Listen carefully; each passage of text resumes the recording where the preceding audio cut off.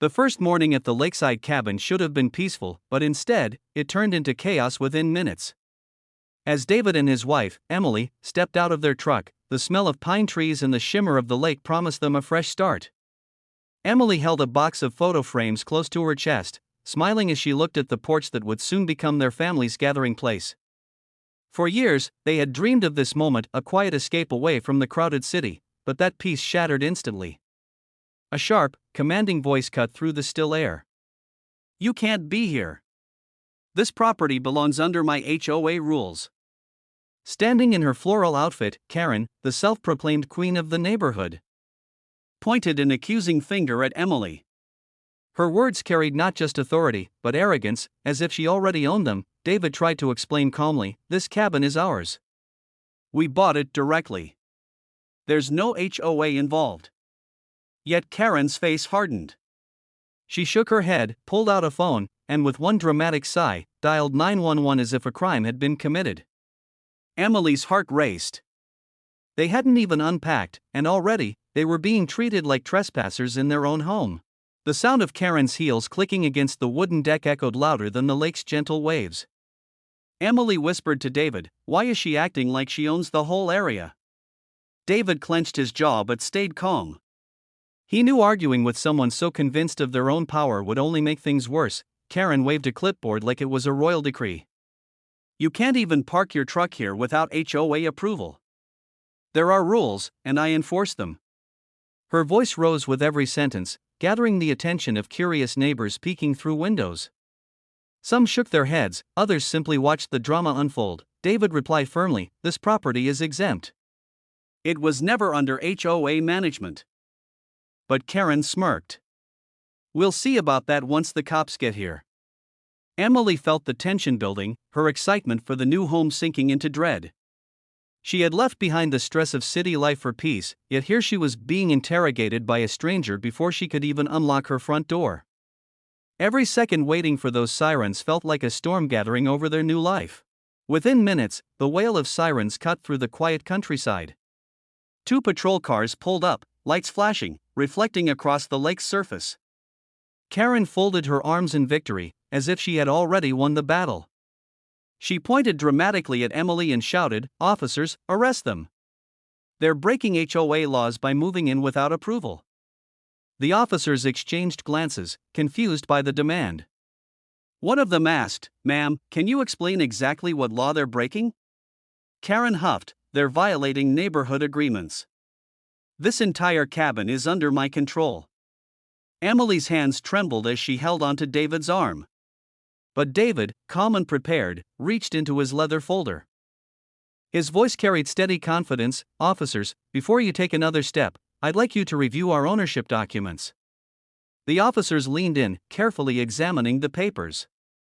Karen's face started to twitch, the smug smile fading as the truth began to unravel. But instead of stopping there, David let Emily take the lead. She stepped forward, clutching another set of documents that held the real shock. Emily's voice, though gentle, cut sharper than Karen's yelling. "This cabin isn't just exempt from the HOA, it's the very property your organization rents its office from." She handed the officers notarized rental agreements, stamped and signed. The papers clearly showed that Karen's HOA headquarters operated out of the very cabin Emily now owned. The officers' eyes widened. They looked at Karen, waiting for her response. But for the first time, Karen stammered. That's not possible." She snatched at the papers, flipping through them in disbelief. David folded his arms, standing firm. "You've been collecting dues from everyone in this neighborhood, Karen, yet you never expected the actual landlord to show up. Did you?" Emily stood tall beside her husband, no longer trembling. The fear in her eyes had been replaced with fire. The officers nodded, realizing the absurdity of the call. One officer muttered, "Looks like this was a civil misunderstanding, not a crime." The air around them shifted. Neighbors who had been peeking through curtains now whispered, shock spreading like wildfire. Karen wasn't ready to surrender. She stomped her foot on the deck, shouting, "This is fraud. They must have faked those documents." But her voice shook, lacking the earlier authority. The officers raised their brows, unconvinced. Emily, however, didn't let the moment slip. She pulled out one final envelope. Inside were eviction papers, legal, binding, and effective immediately. With steady hands, she held them out toward Karen. "This," Emily declared, "isn't just our home. It's the office you've been misusing. And starting today, your HOA no longer has the right to operate from here."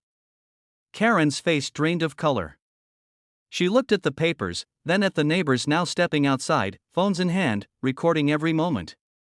The queen of the block was suddenly the fool of the day. The officers, keeping professionalism, stepped aside but couldn't hide their smirks. The power dynamic had shifted completely, and Karen was standing in the rubble of her arrogance. By now, the neighborhood had gathered in clusters.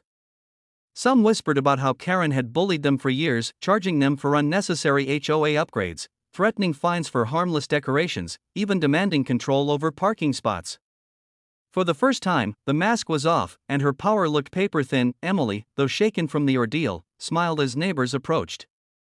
"You really own this place?" one asked in disbelief. Emily nodded, and the relief in their eyes was immediate. It wasn't just about her victory, it was theirs too. Karen tried to salvage her reputation, muttering excuses, but no one listened. Her empire of control had crumbled in less than 20 minutes. David placed a reassuring hand on Emily's shoulder. "We came here for peace," he whispered, "but maybe we also came here for justice." The crowd clapped softly, some even cheering. For the first time, the neighborhood wasn't under Karen's shadow. As the officers prepared to leave, one of them turned to Emily. "Ma'am, I think the neighborhood owes you a thank you." Emily simply smiled, holding the eviction papers firmly. Karen, defeated, slumped onto the porch steps, watching her kingdom dissolve.